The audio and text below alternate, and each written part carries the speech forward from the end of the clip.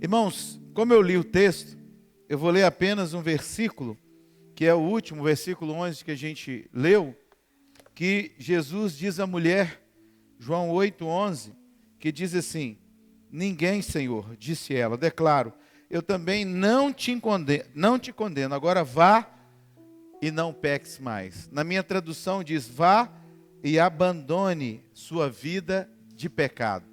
Eu quero que ponha o primeiro versículo para mim, o Reuel, aí no momento que eu vou pedindo, vai trocando aí para mim, é o Lucas, né? Ok.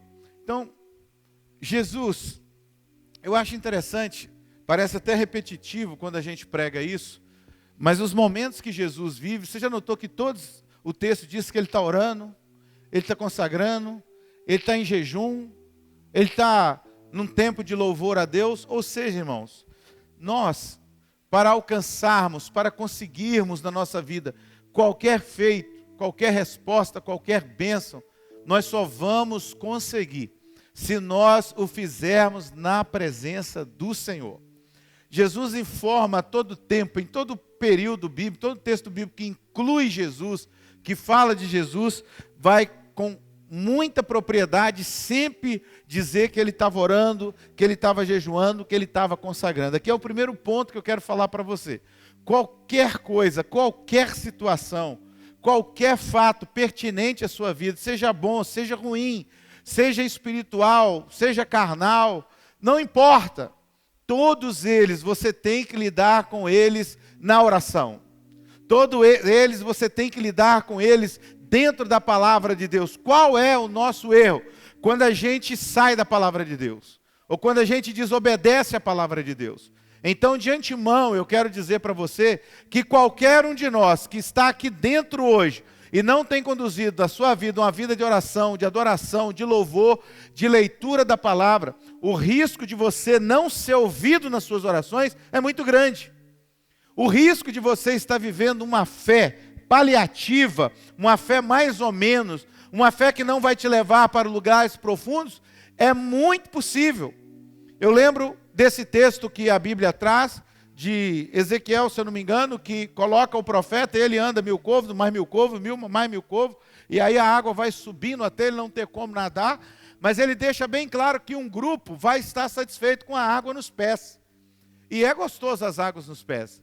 Esses dias eu estava com muita tensão, muita coisa acontecendo, aí você fica aquele estresse físico, não é nem na mente, é o físico, parece que o seu corpo vai cair. Isso aqui em mim estava tão duro, que podia bater, a Mariana brincou, bateu até para bater um martelo aqui que não te machuca. E tão duro que meus ombros estavam, aquela coisa pesada.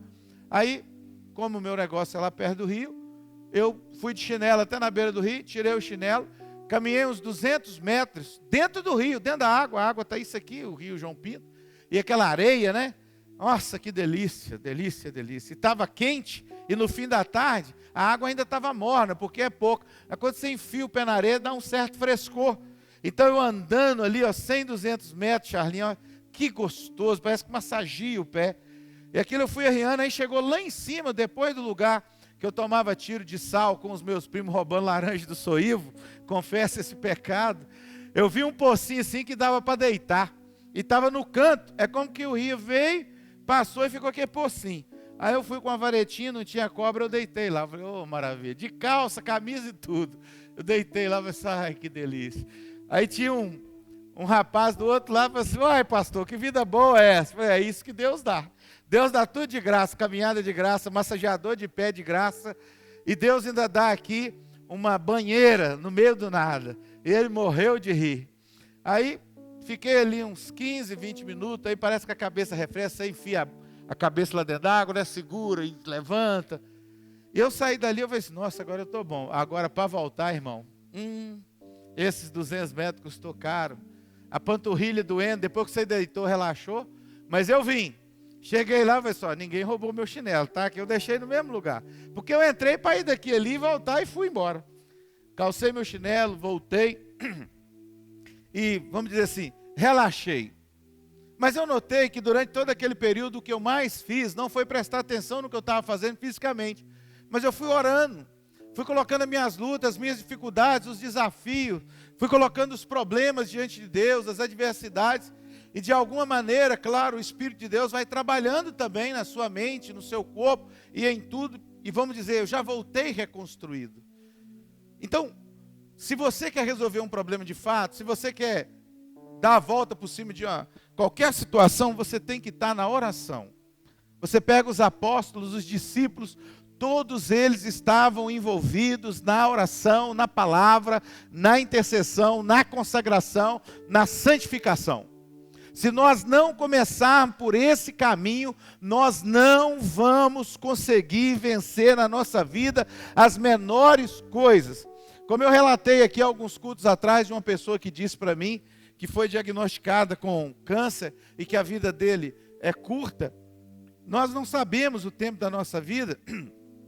Eu nunca vi um tempo que tanta notícia ruim está acontecendo. Eu já estou ficando preocupado quando as pessoas ligam, pastor, tem um negócio para conversar com o senhor, mas não é coisa boa. Eu preciso até que o senhor ore antes de vir conversar comigo. Eu disse, Jesus, mais um, né? Mais um na luta, mais um na provação. Mais um que não sabe o que fazer, que não sabe como fazer, que não sabe aonde ir. A oração, o clamor, a intercessão. Por melhor que seja o conselho que eu vou ministrar, dar a você, eu vou terminar ele com isso.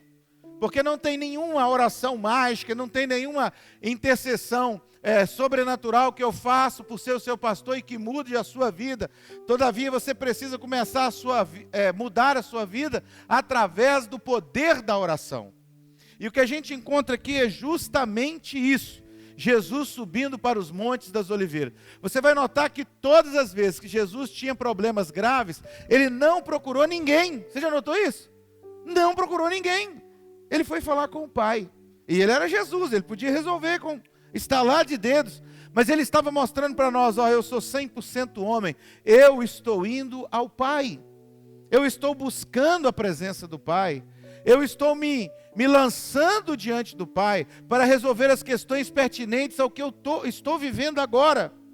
Para você resolver toda e qualquer questão, não se começa ela talvez buscando conselheiros. Ainda que a Bíblia diz que na multidão de conselhos há sabedoria. Beleza, multidão de conselhos. Resolução de problema é Deus. Resolução de dificuldades é Deus. Esses dias o pastor Ricardo veio me procurar e disse, eu preciso conversar com o senhor. Eu falei com ele assim, Ricardo, eu estou muito ocupado, eu não tenho como te atender agora não. Ele falou, não, eu sento aqui e espero. Aí eu falei assim, vou medir a necessidade dele. Eu vou até no meu último momento. E fui. Deixei ele sentado 1h30. Ele fez um monte de coisa sentado ali, no celular e tal e tal. 1h30 depois, ele estava com o mesmo sorriso. Falou, eu queria conversar um negócio com o senhor.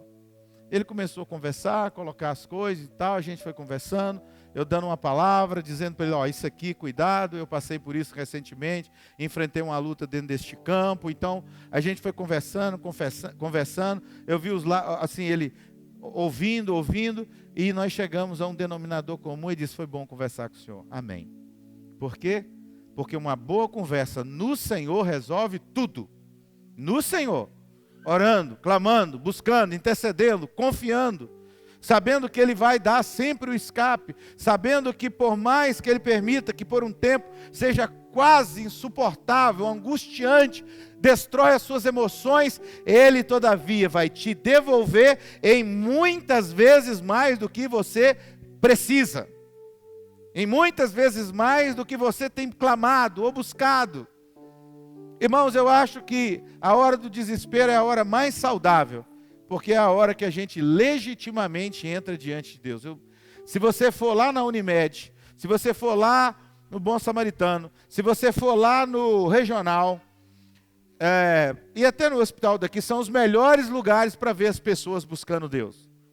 Principalmente aqueles que estão chegando ali com a sua saúde debilitada. Eu nunca esqueço, eu nos corredores, não tinha vaga, o meu corredor estava cá na entrada. É porque fizeram uma fila de maca na época que eu dei problema de coração. Então, tipo assim, a ordem era lá, e saía uma e te empurrava. Como eu estava cá na porta, e foi num fim de semana, eu lembro de todo mundo chegando. Aí chegava uma mãe com um filho, e quando entra para a sala de emergência, a coisa está feia. A coisa está feia, a emergência é meio, entre a UTI e o CTI, a emergência está ali. A emergência é gravíssimo. Aí quando chegava ali e entrava, ficava do lado de fora, pastor Neuci. Ou um pai, uma mãe, um irmão, alguém que socorreu. E você via a aflição daquelas pessoas. 10, 15 minutos e o médico. O que falou? Tem resultado? O que deu? E aquilo outro. E eu ficava olhando aquela situação e disse, meu Deus. Como que as pessoas nessa hora encontram Deus? Porque toda a gente ora. Teve um que até brincou, esse aí é pastor. Ele está esperando na fila, pede para ele orar. E eu lá tonto, nem sabendo. Diz o meu pai que eu orei para várias pessoas. Mas as pessoas estão perto de Deus, porque ali é um momento difícil. Você vai ali no setor oncológico do samaritano, ali as pessoas estão assim, quebradas. Eu não esqueço, eu cheguei a primeira vez que eu fui levar alguém lá, que eu passei e mudou o estacionamento, aí eu pus lá fora e voltei por ali e quis entrar. Irmãos, é impactante você entrar num ambiente onde as pessoas estão com tratamento assim. Se você não consegue entrar num ambiente que alguém está fazendo um tratamento de oncologia, beleza. Mais na frente tem o de nefrologia, que é o tratamento de rins. Vai lá para você ver se é pior. Você chega lá, pessoas de 17 anos não tem rins mais. Tem que estar lá, aquela turma de hemodiálise, está lá, assim, só histórico difícil. Eu levei minha mãe que deu problema de coração, e aí do problema de coração o médico disse, tem que levar sua mãe lá no nefrologista, que ela tem um problema sério de rins. Irmão, quando eu cheguei lá, eu até brinquei, falei, mãe, em nome de Jesus, só não vai vir para essa área. E graças a Deus, deu algumas coisas assim. Ela tem formação congênita de pedra, de calcificação, né, nos rins, na vesícula. Então, nós pagamos, sei lá, umas 4 cirurgias dela, dessa laser, de retirada via vaginal, porque é uma formação que ela tem, está no DNA dela. Então, quando eu vi aquele lugar, foi até o doutor Jorge, casado com a filha aqui do Eduardo Bastos, que mandou para lá. Eu disse, quando eu entrei naquele lugar, Eduardo disse, Senhor, está repreendido, minha mãe não vai ficar nesse lugar. Não que eu estou diminuindo quem está lá, não, muito pelo contrário. Eu oro para aquelas pessoas, é um ambiente ruim de estar. As pessoas chegam fragilizadas, irmão. Ninguém lá no Instituto de Nefrologia de Valadares chega rindo, ninguém, porque não tem como. A pessoa sai daquele ambiente daquele negócio lá que eu falei que agora esqueci, do hemodiálise, a pessoa sai destruída daquilo, irmãos. Ela assina um termo, a família assina um termo, porque cada vez que ela faz, ela pode morrer na mesa. Ela pode entrar e não sair. E morre todo dia. Todo dia morre gente ali. Você está lá, o dia que eu fui com a minha mãe, passou com 2. Aí um que está lá, gente, o fulano e a fulana, eu fiz hemodiálise semana passada, eles estavam tão bem. É muito triste a dor, mas ali também é onde as pessoas mais buscam Deus. Então esse dia que eu cheguei lá no Instituto de Oncologia, ali atrás, a menina, eu vi lá assim, capelões têm liberdade de falar com os pacientes. Eu falei, então, eu sou pastor, mostrei a carteirinha, ela disse, pode falar. Aí eu converso com um, com o outro. Aí eu levantei e falei, gente, eu vou fazer uma oração. Quem quiser receber a oração e conseguir colocar de pé, por favor. Irmãos, todos ficou de pé, até as enfermeiras, até as meninas do caixa. E eu levei um susto, vamos orar. Porque todo mundo ali, irmãos, está precisando de Deus. Todo mundo ali já recebeu um não do homem, da terra, da tecnologia, pastor Neuci, de todo mundo, pastor Rafael. Ali, pastor Lindomar, é ali e pronto. Tem uns ali que já sabem até quantos dias pode vir a ter de vida. Assim como nefrologia e talvez outras doenças, outras enfermidades que eu não dissertei aqui, vivem a mesma situação. Mas é a hora que as pessoas vão para perto de Deus. E aí é que eu digo, a palavra do Senhor fala de você manter um bom depósito diante do Senhor. O que é isso? São as orações. As orações dos santos, dos justos, que a Bíblia diz que o Senhor ouvirá. Mas preste atenção numa coisa, tem que ficar bem claro. O Senhor te ouvir, não é Ele te curar apenas, não, é Ele te levar mais rápido também, irmãos. Porque nós estamos em busca do reino dos céus, amém?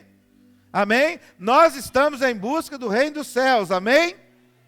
E quantos de nós, o Senhor nos buscou lá e nos trouxe para a presença dEle?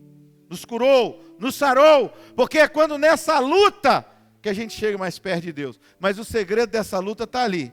Jesus foi para o Monte da Oliveira, versículo 2. Verso 2. De madrugada.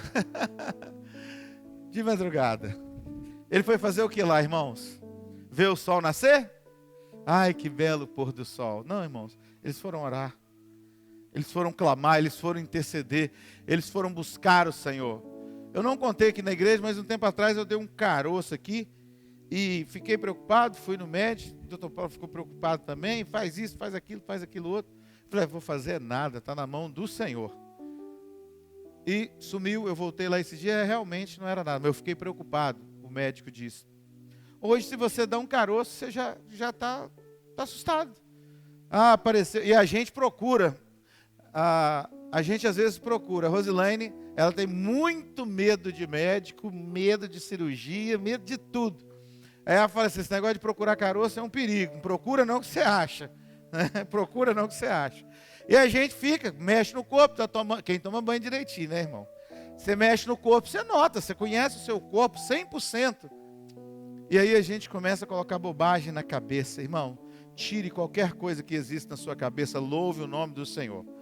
Se você estiver em oração, em clamor, em intercessão, Deus vai operar um milagre na sua vida. Deus vai te curar sem que você nem saiba o que teve.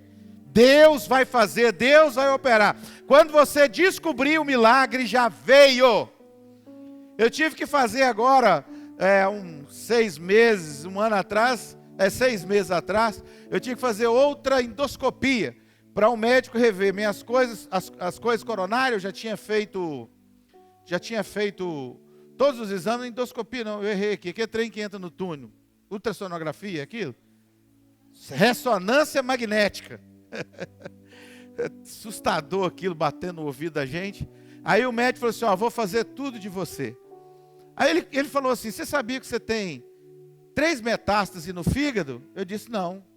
Tem 3 metástases. Mas por incrível que pareça, não é maligno nem benigno, não é nada, mas tem lá.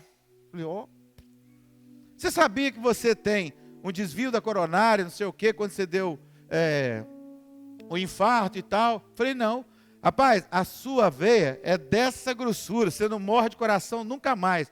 Isso aí passa sangue, que é uma beleza. Eu falei, doutor, isso não mata? Não mata nada, você está bom. Amém. Daqui a pouco ele perguntou, você sofreu uma lesão, não sei o quê? Eu falei, doutor, não lembro. Pois é, você tem um risco de ter saído aí, papapá. Ou seja, irmãos, talvez, e é bem certo que sim, tudo que eu passei e não vi, o Senhor operou um milagre em mim. Assim também em você. Sabe, porque a gente não entende que é milagre, porque a gente não viu, né, Vânia? Não tocou, não pegou, o médico não falou que você vai morrer. Mas quantas coisas, irmãos, na nossa vida, no nosso corpo, na nossa mente, o Senhor operou, o Senhor curou, e nós nem ainda tivemos a noção. Nem tivemos a noção, porque Deus é Deus. E Ele é poderoso para fazer. E Ele é gracioso para fazer. E Ele faz. Mas aonde vai começar esse processo? Na oração, de preferência, se você conseguir, na madrugada. Na madrugada. Agora, alguém que tem uma vida de oração, alguém que tem uma vida de intimidade, vai lidar melhor com os problemas da vida. Vai lidar melhor. Vai lidar melhor com as questões da vida. Esses dias, conversando com os familiares meus, vão chegar aí, e alguns sabem da luta que você passa. Aí muitos dizem, nossa, se eu estivesse no seu lugar, eu não suportava. Suporta. Um que vai estar aí amanhã, eles vão estar nos 20 aí. Como que você suporta? Como que você lida com a vida? A perda do seu filho, por exemplo, da sua sobrinha, do seu pai. Tanta gente numa época só e eles vão estar aí amanhã. Eu falei assim, eu não lido. Não tem como lidar com isso não, irmãos.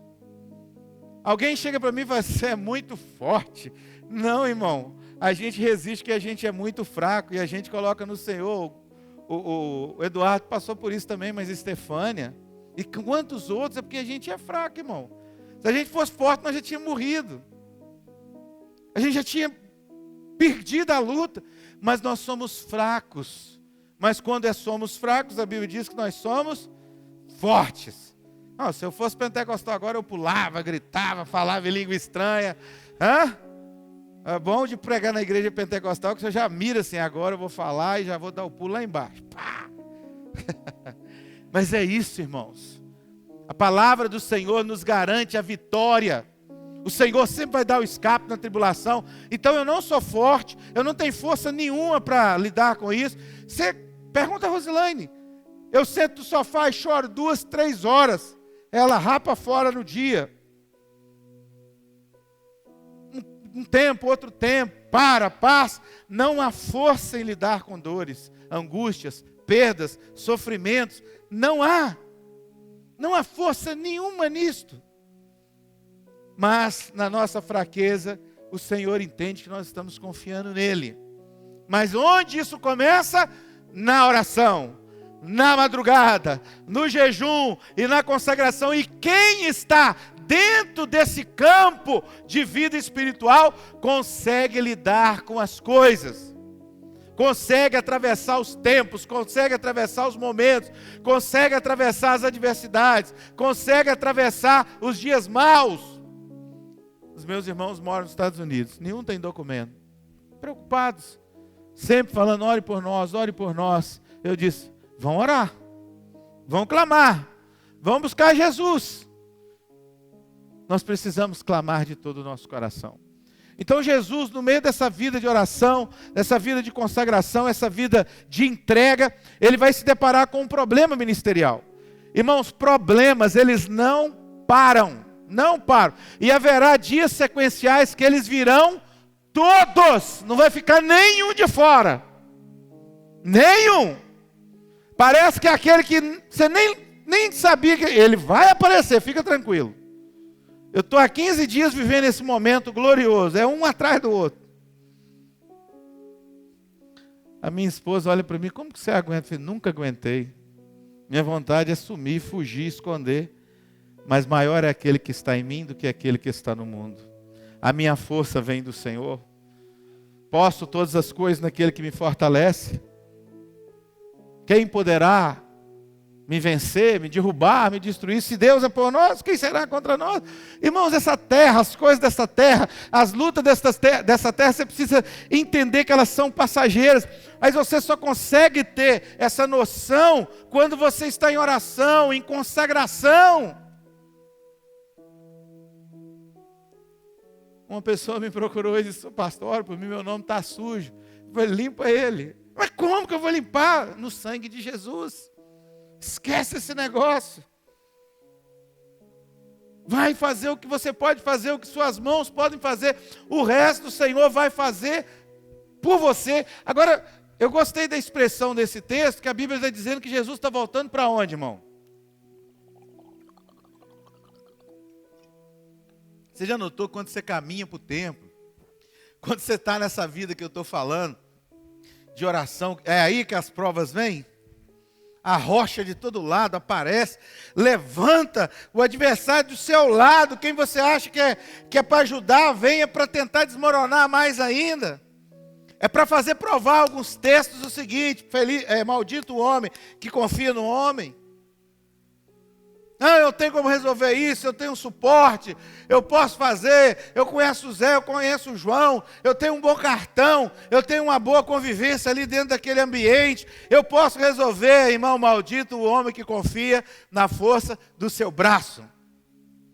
Eu tenho uma coisa esquisita comigo, quanto mais a luta está, melhor eu fico e melhor eu durmo. Quando a luta está grande demais, eu tenho que pôr o despertador para me acordar. Parece que o Senhor vai dormir, gente boa. Eu acordo todos os dias, 3 horas e oro, e deito de novo. Claro, tem dia que não, mas a 99,9 eu durmo de novo. E aí aquele dia que está na maior luta, que talvez eu nem deveria conseguir pegar no sono, 6 horas está de pé, se o despertador não acordar, um dia desse, a Rosângela falou assim, vou desligar o relógio, o despertador dele. Vamos ver, eu acho que eu fui até 11h15 dormindo. E eu acordo cedo todo dia. Porque no dia da luta, irmãos, é o dia que você deve mais descansar no Senhor.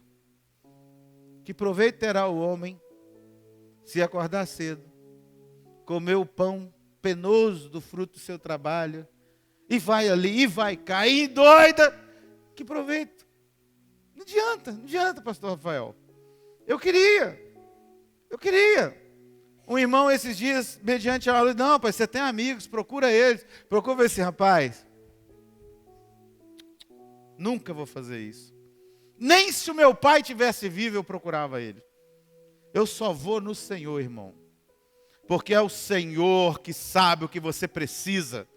Talvez você não precisa resolver aquele problema, você precisa passar por ele para aprender outras fases que Deus vai trazer sobre você. Sobre você.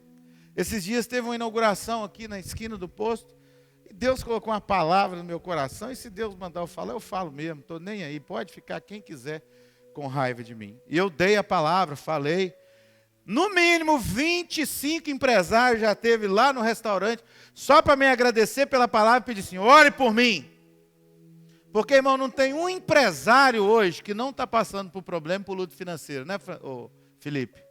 Você lida com empresário? Não tem, irmão, não existe. Não tem um comércio hoje que está sobrando, não existe. O cara pode estar mentindo, ou então está encarteirado de empréstimo até no topo, mas todo mundo está lutando. E não é pouco não. Não é pouco não. Vai numa contabilidade que tem advogado, você vai ver lá as lutas que estão. Nós estamos sendo massacrados na área fiscal. É assustador. Eu achava que trabalhar finanças de comércio, Elaine, era igual de igreja, né? Não chega multa, não chega fiscal. Fiscal brota debaixo da terra, irmãos. Fiscal, vigilância sanitária. Eu nem sabia, tem fiscal que eu nem conhecia, aparece lá. Um esses dias comeu, foi no banheiro, foi nos aparelhos de brinquedo, aí depois me chamou, eu sou fulano, tal, sou fiscal dessa área e tal, parabéns, foi aprovado, está aqui, guarda aí, se alguém outro aparecer e tal. Apareceu o quê? Até meus brinquedos, e graças a Deus eu tinha mandado limpar os brinquedos tudo um dia antes, voltar as bolinhas lá para dentro, que os meninos jogam tudo para fora. Coloquei o meu pula-pula de balão lá debaixo da sombra. Ele falou, parabéns pelo seu cuidado. Eu nem sabia que estava sendo avaliado. Então é desafiador, Rafael, todo dia. A pior coisa que foi criada na face da terra chama boleta. Misericórdia, gente do céu. Irmãos, ora para Deus nunca te levar para esse mundo das boletas. Lindomar, nunca acaba. Meu Deus do céu. Felipe produziu 2 boletas para mim, que na segunda eu queria dar um tiro nele. Deus, irmãos, Ele deixa você passar por essas situações, por esses apertos, você não tem ideia o que Deus está trabalhando em mim. O irmão falou assim, Deus está te provando para você ficar forte. Irmão, se eu não virar o Hulk, eu viro o super-homem até o fim do ano. Ou é Hulk ou é super-homem. Como o Hulk está embaixo aí, eu prefiro o super-homem. Porque Capitão América eu não quero ser, é fraquinho para isso. É uma coisa terrível, irmãos. Mas nós somos provados todos os dias. Esses dias a Rosilane fez uma pergunta, mas para que você foi mexer com isso? Foi porque Deus quis, Ele deixou. Eu orei 6 meses e Ele permitiu. E se Ele quiser me matar aqui, Ele me mate, que Ele me deixou. Ele permitiu que eu viesse.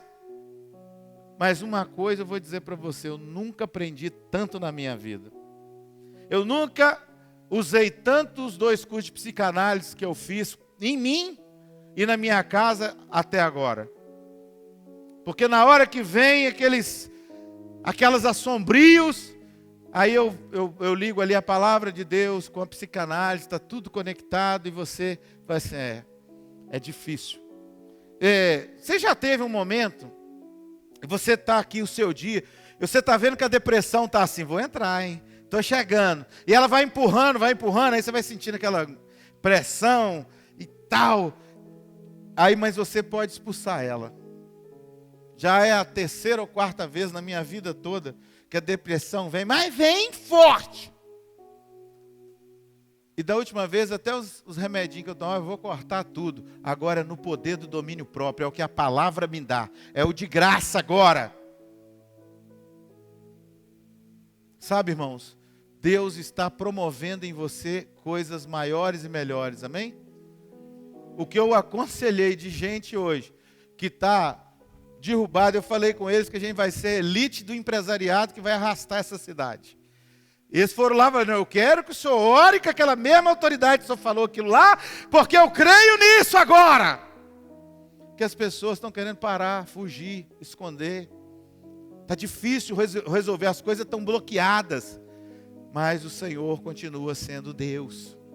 A sua saúde, que o médico disse que não sabe o que fazer, dele continua sendo Deus. Ele tem o poder para fazer.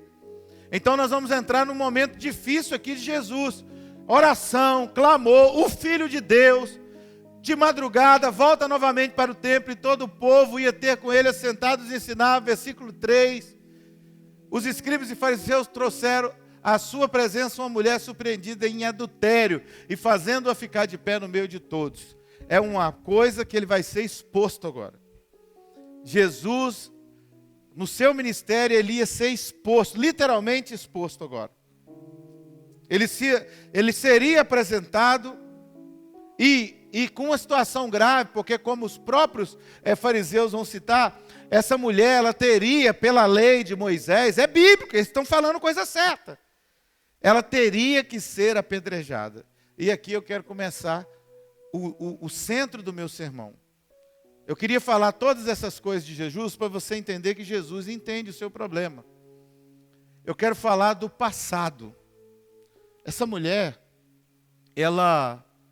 a Bíblia diz que ela foi flagrada no ato de adultério. Então, dá-se a entender, e os estudiosos veem isso, que ela não era casada, não é o adultério dela, ela foi pega no adultério. O homem que teve o caso com ela foi que adulterou e ela foi pega num ato cometendo adultério por causa desse homem casado. Cadê o homem que pecou com ela? Só ela pecou? Só que a história cita que na verdade essa mulher era o quê, irmãos? Hã? O que essa mulher era? Hã? Amante, o que ela era? Pastor Nilce, Rafael? Tem várias versões lá. Uma versão diz que ela era prostituta. Não importa, irmão. Ou era solteira, não sei. Mas ela foi pega no ato de adultério. O homem que estava adulterando com ela não aparece no cenário. Porque o homem, naquela época, não pagava pelo crime, a mulher. Então, vamos um pouco que a mulher adulta era separada? Acredito que não. Vou pela visão de um pregador lá que disse que ela era uma mulher, uma prostituta, que estava adulterando, mas o homem casado, então, que estava prostituindo com um homem casado, vira um adultério. E a Bíblia diz que eles chegam com esta mulher e diz, essa mulher foi pego flagrantemente num ato de adultério. As escrituras sagradas que nós temos na mão, que está lá no templo, que é lida lá, diz que ela tem que ser apedrejada. Nós estamos aqui reunidos para apedrejar. Então, na lei mandou Moisés que tais mulheres sejam apedrejadas. Tu, pois, o que diz? Era uma armadilha para Jesus. Irmãos, os problemas, as lutas, as dificuldades, as provações que nós enfrentamos são armadilhas. O diabo trabalha diuturnamente para nos levar para dentro de armadilhas. Você já viu quando você vai pregar para um não crente, ou um crente desviado, só faz aquelas perguntas capciosas, né? Só aquelas perguntas capciosas. Aquilo que não tem resposta, e o que você dá de resposta também não vai satisfazer, porque ele não quer ouvir a resposta, ele quer manter no mesmo problema, no mesmo erro. Eles levam até Jesus essa mulher. Essa mulher tinha um problema grave, não era só o adultério, mas o passado dela. Então, a minha palavra, na verdade, vai falar disso. Eles estavam apedrejando ela por causa do seu passado. Primeira coisa, nunca vão esquecer o seu passado. Nunca.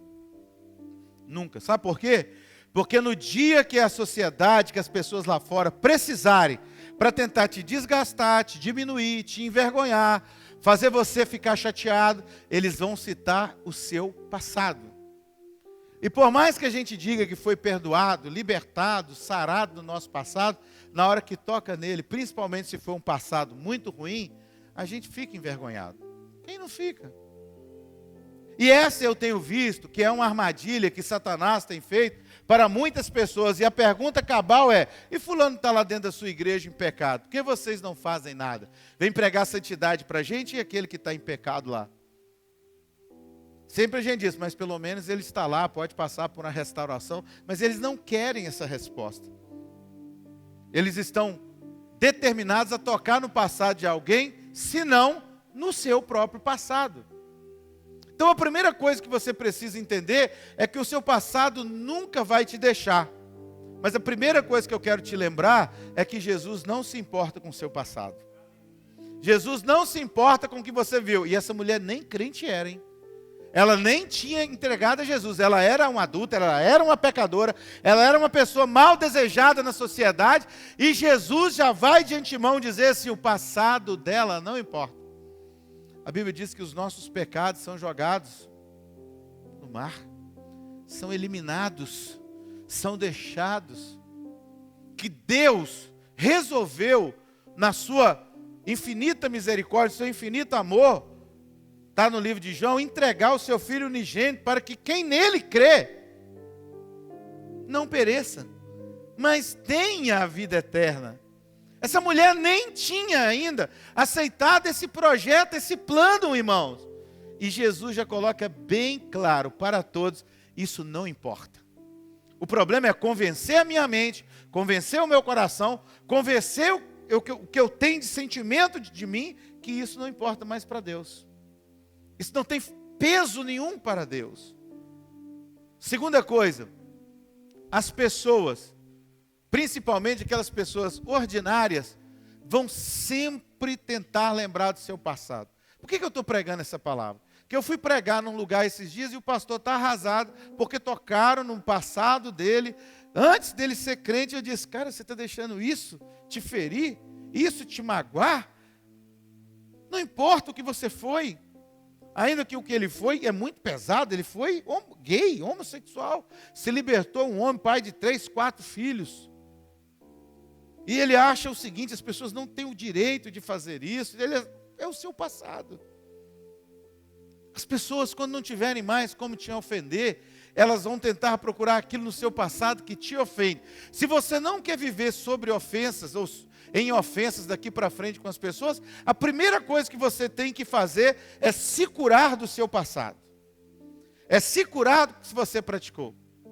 As pessoas têm tendência de chegar: mas antes você era pastor, você fazia mesmo, e fazia assim, ainda conto como que era, fazia assim, assim, assim. É muito mais do que você imaginava. Nossa Deus, mas hoje eu estou lavado no sangue de Jesus. Você prende a pessoa. Se você apelar, se você reclamar, se você for bater de contra, elas vão então naquilo ali se reforçar mais ainda. Mas eu volto na primeira resposta: você tem que lembrar que Jesus não está nem aí com o seu passado. A Bíblia nos diz que o sangue de Jesus nos purifica de todo pecado e nos perdoa de toda injustiça. E ainda que os nossos pecados, eu falei sobre isso no último sermão aqui, sejam vermelhos como carmesim, eles se tornarão alvos como a neve. Aleluia! Você tem que se curar do seu passado, irmão. Principalmente a gente que teve aqueles passados assim, bem porco, bem nojento. Você tem que se perdoar do passado. Hoje eu encontrei uma pessoa que fez parte do meu passado, uma época horrorosa, terrível. E ele veio, e eu estou indo, eu encontrei: tudo bem, como vai e tal.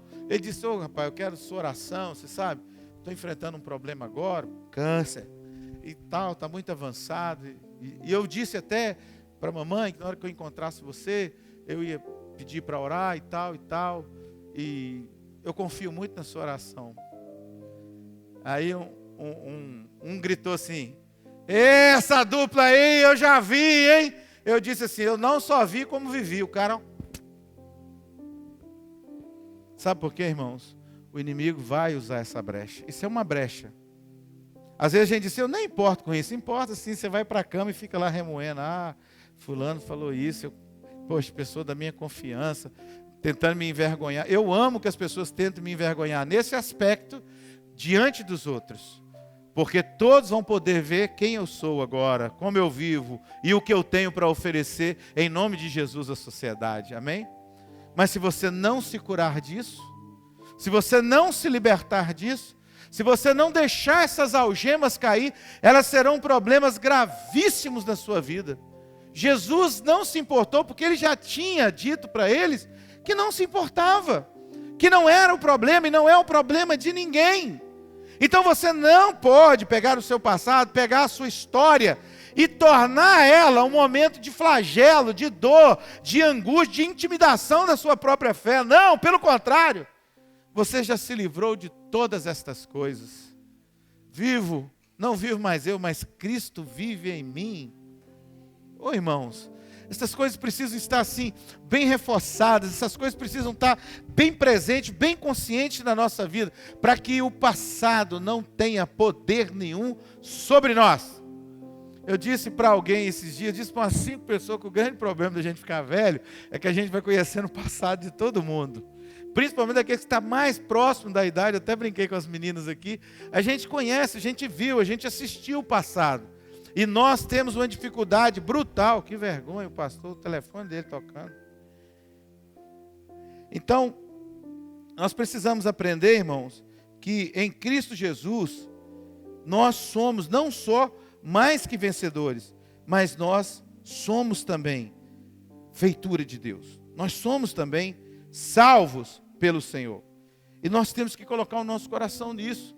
Nós temos que colocar a nossa vida nisso.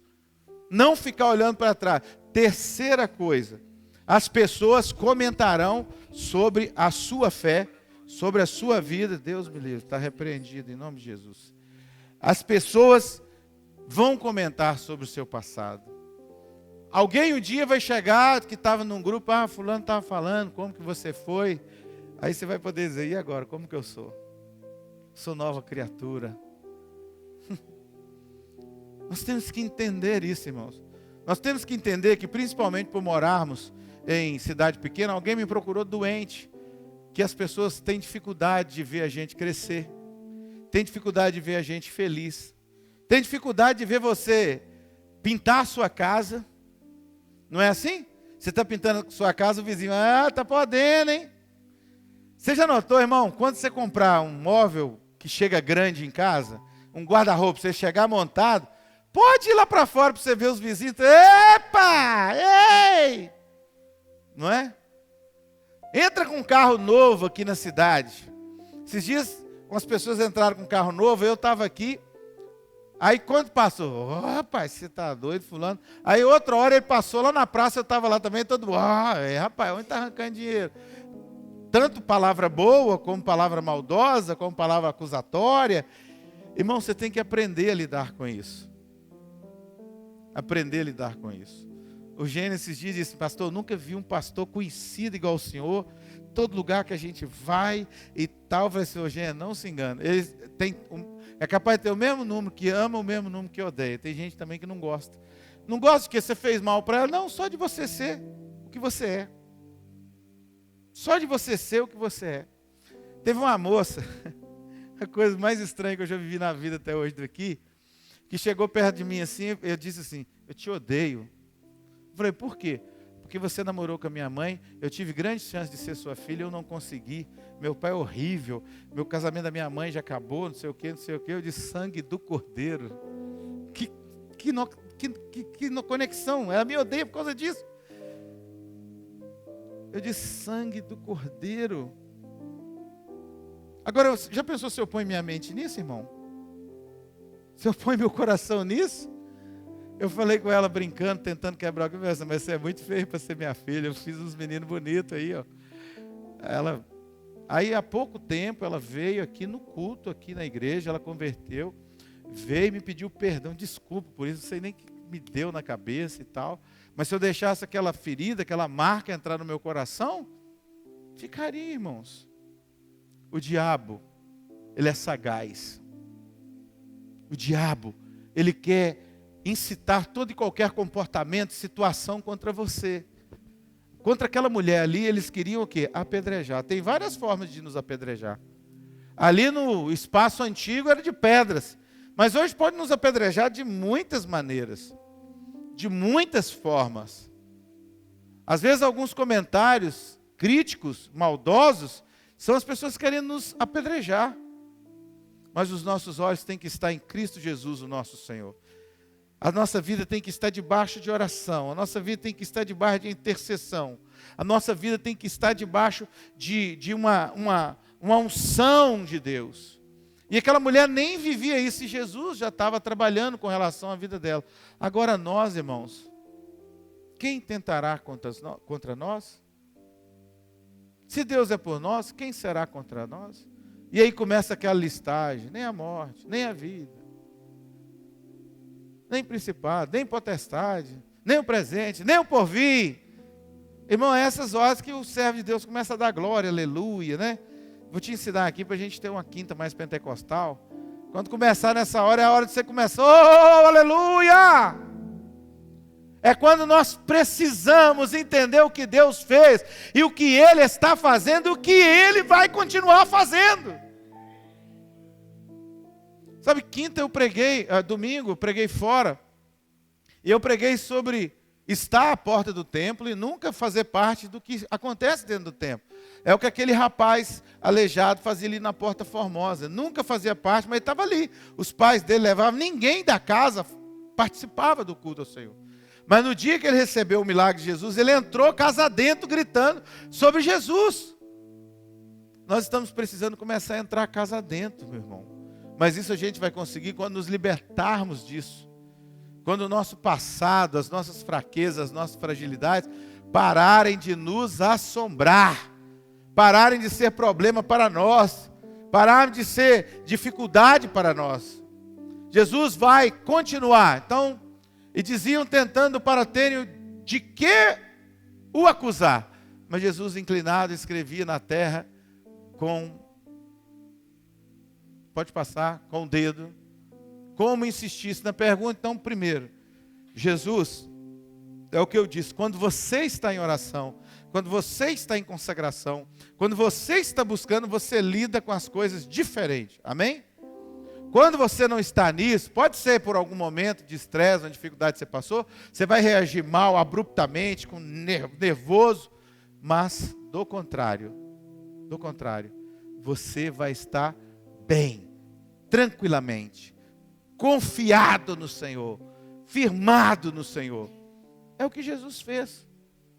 Vou esperar o tempo final dessa conversação. Jesus então lança o edito.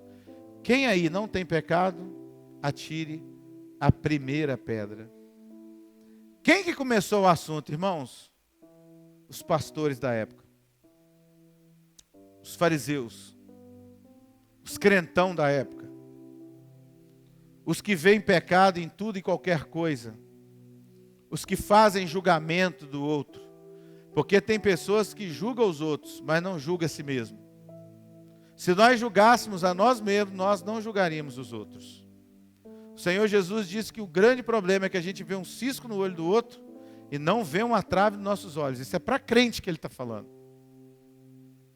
Falta amor, falta misericórdia, falta compaixão, falta tudo, só não falta o poder da crítica. Então eu vou terminar o meu sermão, porque o tempo está acabando.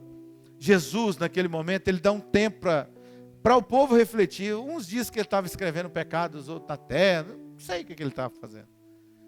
Eu acho que ele estava passando a mão e eu quero ver até onde eles vão. Quando ele levanta a cabeça, depois da sua resposta, a Bíblia diz que ninguém estava ali. Aí Jesus vai repetir para aquela mulher, mulher, onde estão os seus acusadores? Outro comentário. Pare de preocupar com quem te acusa. Preocupe com quem te ama. Quem quer o seu bem. Preocupa com quem está te valorizando. Ora, não preocupe com quem está fazendo macumba contra você, não, irmão. Está jogando praga. Está te agorando. Está dizendo do seu fim. Está dizendo da sua luta diária. Dizendo que você está lutando porque está em pecado. Porque usualmente os crentes maus, os crentes que estão ali dentro de Provérbios 6, de 12 a 19, que Deus abomina, essa é a prática deles. Essa é a luta deles. Acusar, julgar. As pessoas que ficam acusando é porque elas têm problema demais, não conseguem lidar com eles. Aí elas têm que ficar citando dos outros. Tem que ficar jogando os dos outros para fora. Tem que ficar de alguma maneira, tentar disseminar o mal contra o outro. Mas eu quero te dizer uma coisa. Se você, como Jesus, não valoriza isso, e aquela mulher nem ainda tinha convertido, também não valorizou, ela confiou na palavra de Jesus. Porque Jesus faz um questionamento para ela: mulher, onde estão os teus acusadores? Todos foram embora. Porque todo mundo tem erro, todo mundo tem falha, todo mundo tem pecado. A Bíblia diz em algumas traduções, do menor ao maior. Adolescente, criança que estava ali, foi embora. Do menor ao maior, todos. E eu finalizo a minha palavra com Jesus olhando para ela e dizendo: mulher, onde estão os teus acusadores? Senhor, foram todos embora. Eu também não te acuso. Vai e não viva mais nessa vida de pecado. Vai e não peques mais. Segundo a história, os historiadores dizem que essa mulher se tornou uma missionária. Queridos, é tempo de nós entendermos e compreendermos que Deus vai fazer uma grande obra quando a gente deixar Ele ser Deus. O que Jesus estava dizendo é o seguinte: deixa Deus ser Deus na sua vida. Sai dessa vida. A Bíblia diz que o problema, irmão, não é a gente cair no pecado, porque a gente pode, a Bíblia diz que aquele que está de pé vigie para que não caia. Mas se a gente cair, a gente tem a opção do arrependimento, da confissão, e se você achar que é pouco, temos um advogado junto ao Pai. Se você achar que a sua causa não foi respondida, temos um advogado junto ao Pai. Ou seja, todos os caminhos de escape você tem. Jesus disse: você só não pode pecar de novo. Aquele que deixa, vive preso. É isso? Coloque de pé. Só isso que eu quero deixar para você. Esqueça o passado. Esqueça aqueles que te atacam no passado. Lembre-se que para você ter essa força, essa condição, esse comportamento espiritual, tem que estar oração, clamor, jejum. Entenda que problema vai vir. Entenda que tem problema que vem um atrás do outro. Entenda que aquela mulher poderia ter sido pega várias vezes, mas foi pega naquela vez. Tem dia que todos os problemas virão. Tem semana que você vai lutar, clamar a Deus para ela passar, para ela virar. Não importa não, irmão. O Senhor continua do seu lado, amém? Você nunca vai estar sozinho. Nunca. A Bíblia diz que se a mãe abandonar o filho, o Senhor não abandona. Ele está ali. E acontece, a gente está vendo tanto hoje, mãe abandonando o filho, né? Mas o Senhor não te deixa. Ele não te deixa. Pai, nós rendemos a nossa vida a Ti e Te celebramos. E Te pedimos que o Senhor venha nos dar graça e força para não ficarmos presos nas cordas, nas garras do passado, mas sim preso pelo Teu amor, pela Sua bondade e misericórdia, para que os nossos olhos se firmem em Ti e nada mais nos incomode, que nenhum apedrejador, que nenhum que por ato ou palavra de maldade queira nos atingir ou nos ferir, em nome de Jesus, que caiam por terra todas essas artimanhas malignas e o nome do Senhor seja exaltado e glorificado. Assim nós oramos, tudo entregamos nas Tuas mãos e pedimos que os Teus filhos se levantem para viver plenamente a fé. Assim nós oramos, em nome de Jesus. Amém e amém. Só queria que você orasse para o seu irmão do lado e dissesse assim: passado já tem nome, ficou lá atrás, no passado. Não carrega ferida de trás, irmão. Deixa aquilo para lá. O Senhor já te curou, e já te lavou e te remiu. Se eu fosse olhar para o meu passado, eu tinha vergonha de estar aqui em cima. Mas eu não olho para o meu passado, não. Eu olho para o sangue de Jesus que me purificou de todo o pecado. Vá e não peques mais. O amor do Pai e as doces consolações do Espírito Santo seja agora e para sempre sobre todo o povo de Deus. O povo de Deus diga amém.